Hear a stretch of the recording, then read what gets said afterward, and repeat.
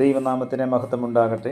Streams of ലൈഫിൻ്റെ പ്രഭാത ചിന്തയിലെ ഇന്നത്തെ നമ്മുടെ ധ്യാനത്തിനായി ലഭിച്ചിരിക്കുന്ന വേദഭാഗം 119 സങ്കീർത്തനം 15 വാക്യം. ഞാൻ നിന്റെ പ്രമാണങ്ങളെ ധ്യാനിക്കുകയും നിന്റെ വഴികളെ സൂക്ഷിക്കുകയും ചെയ്യുന്നു.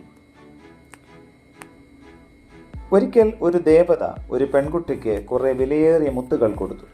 ഓരോ മുത്തും ദിവസവും മിനുക്കിയാൽ മാത്രമേ അതിനെ എന്നും കയ്യിൽ വയ്ക്കാൻ സാധിക്കൂ എന്നും ദേവത കുട്ടിയോട് പറഞ്ഞു. കുട്ടിക്ക് വലിയ സന്തോഷമായി.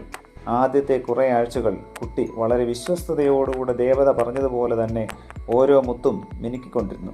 എന്നാൽ ദിവസങ്ങൾ കടന്നു പോകുന്തോറും കുട്ടി തൻ്റെ ജോലിയിൽ അലസത കാണിച്ചു. അവസാനം മുത്തുകൾ ഒന്നും ഒരിക്കലും മിനുക്കാതെയായി.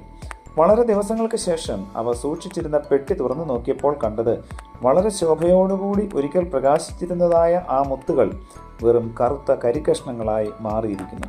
ഇത് കണ്ടപ്പോൾ തൻ്റെ അലസത കൊണ്ടാണല്ലോ ഇങ്ങനെ സംഭവിച്ചത് എന്നോർത്ത് കുട്ടി കരയുവാൻ തുടങ്ങി. അപ്പോൾ ആ ദേവത പ്രത്യക്ഷപ്പെട്ടു.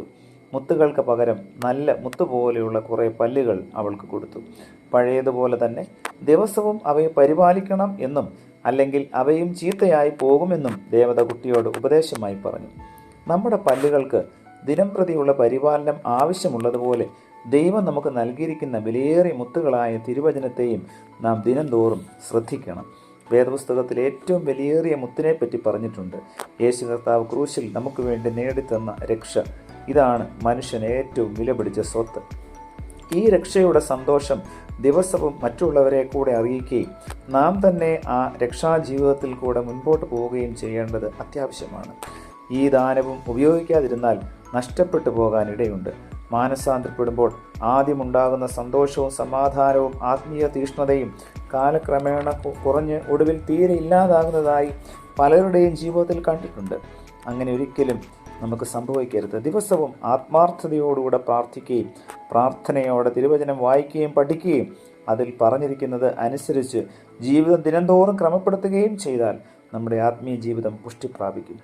അങ്ങനെയെങ്കിൽ ആ വിലയേറിയ മുത്ത് എന്നും നമ്മളുടെ സ്വന്തം ആയിരിക്കും. പ്രാർത്ഥിക്കാം. പ്രിയ കർത്താവേ, ഞങ്ങൾക്ക് നൽകി തന്ന വിലയേറിയ മുത്തിനായി നന്ദിയോടെ സ്തോത്രം. വചനത്തിൻ്റെ മർമ്മങ്ങൾ ഗ്രഹിക്കുവാനും അതിൻ്റെ വില മനസ്സിലാക്കുവാനും രക്ഷ എന്ന വലിയ മാഹാത്മ്യം, അതിൻ്റെ മൂല്യം മനസ്സിലാക്കിക്കൊണ്ട് ദൈവമേ പ്രത്യാശയോടെ ജീവിപ്പാൻ തക്കവണ്ണം ഞങ്ങളെല്ലാവരെയും അവിടുന്ന് സഹായിക്കണമേ. വചനത്താൽ ധന്യരാക്കിയതിനായി സ്തോത്രം. യേശു കർത്താവിൻ്റെ നാമത്തിൽ തന്നെ ആമേൻ.